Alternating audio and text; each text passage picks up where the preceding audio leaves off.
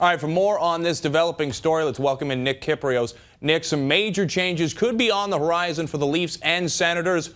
What is the latest you are hearing in this regard?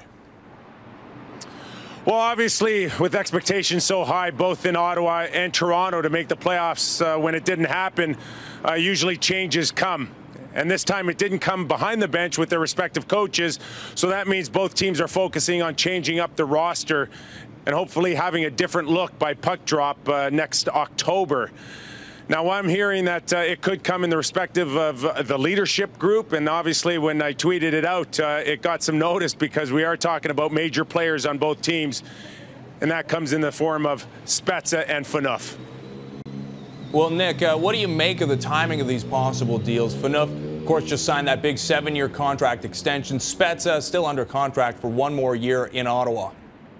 Well, it's interesting in terms of both Spezza and Phaneuf because they're at different scopes of their contract situation. Spezza's at the end of his with just 1 year remaining. Now, the cap hit is at $7 million, but he's got 1 year left at just $4 million of real money. So that makes him real attractive in terms of a short deal moving forward.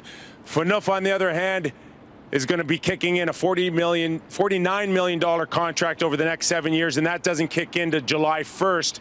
And the feeling is now that after a pretty thorough investigation or forensic investigation into the team by Brendan Shanahan, he might not be totally on board with Phaneuf moving forward. Now, the feeling I get is that Phaneuf is very attractive to some other teams, but that might come at a cost to the Toronto Maple Leafs picking up a partial portion of his salary, meaning that he is very movable. The contract is movable if we're talking about $5 to $5.5 million and the Leafs picking up the rest. With a shortage of defense, there's plenty of interest in Phaneuf. All right, what about possible destinations? Is a deal with a Western Conference team probably the most likely for both players? Well, listen, as far as Phaneuf is concerned, there's a shortage amongst defensemen throughout the league, so there's going to be plenty of interest. You look at a team like San Jose, knocked out in the first round. It looks like Boyle is on his way out. They need help on the blue line, and at the right price, I think San Jose could be very interested.